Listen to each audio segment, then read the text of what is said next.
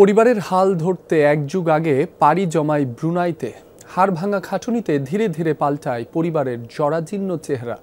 ইচ্ছে ছিল দেশে ফিরে ঘর বাঁধার, কিন্তু একটি দুর্ঘটনা সব শেষ করে দিল। কাজ করতে গিয়ে বিদ্যুৎ স্পৃষ্টে প্রাণ হারায় ভোলার জামাল হোসেন। এখনো সেই শোক কাটিয়ে উঠতে পারেনি পরিবার। দাবি সন্তানের মরদেহ দেশে ফিরিয়ে আনার। নতুন ব্লেন্ডে আরো রিচ অ্যারোমায় সেলন ফ্যামিলি ব্লেন্ড টে। ধার দেনা করে প্রায় এক যুগ আগে ছেলেকে পাঠিয়েছিলেন ব্রুনাইতে। গেল 6 বছর দেশে আসার তীব্র ইচ্ছে থাকলেও সম্ভব হয়নি তা। বিদেশ বিভুয়ে সেই ছেলে এভাবে মারা যাবে কখনো কি ভেবেছিল পরিবার?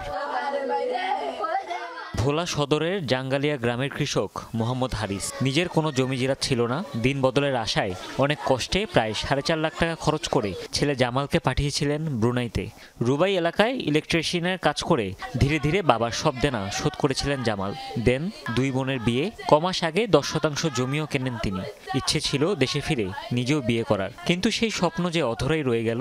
গত 22 জুলাই কর্মস্থলে বিদ্যুৎ স্পৃষ্ট হয়ে মারা যান জামাল। সময় জামালে অসুস্থ আইতো পারে নয়, কারা কায় নাই জামাল নাই। বিয়ে শাদি করবো, করোনার পরে যদি আল্লাহ দেয় আবার বাপ যায় বাইরে যায় না যায় এটাও আইলে এর পরে তখন জিগাইলে আমার আমি 3 তারিখে আল্লাহ দিদি বাসায় আমার ভাই এবারে দেনা বেনা করছে গইরাই আমার ঘরে বাবাই সাহেব বিয়ে শাদি দিছে মতন ভাই টাকা পাঠাইছে। 5 ভাই বোনের মধ্যে তৃতীয় জামাল। বড় 2 ভাই কৃষি কাজের উপরে নির্ভরশীল। অভাব অনটনের দিন শেষে সচ্ছলতার মুখ দেখছিল তার পরিবার। তার এমন মৃত্যু মানতে পারছে না প্রতিবেশীরাও। মরদেহ দেশে এনে পারিবারিক কবরস্থানে দাফনের দাবি তাদের। আমরা শুধু আমার ভাইয়ের লাশটা চাই, আমরা নিজা হাতে যে দাফন কাফন করে দিতে পারি। একলগে চলতাম ফিরতাম, সে বিদেশ গেছে, এরপর আলোক যোগাযোগ নেই, কিন্তু দেশ আইলে খুব আসে ওইটা সে কথাবার্তা বলতো, লোক খুব ভালো লোক।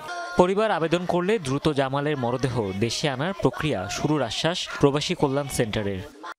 আইনগত জটিলতা বা অন্যান্য কোনো প্রবলেম যদি না থাকে দ্রুত সময়ের মধ্যেই এটা লাশ দেশে আসার প্রক্রিয়া করবে তারা। এমন করুণ মৃত্যু কাম্য নয় কারোরই। কর্মস্থলে নিরাপত্তা নিশ্চিতের তাগিদ প্রবাসীদের। হুমায়ুন রশিদ, যমুনা নিউজ।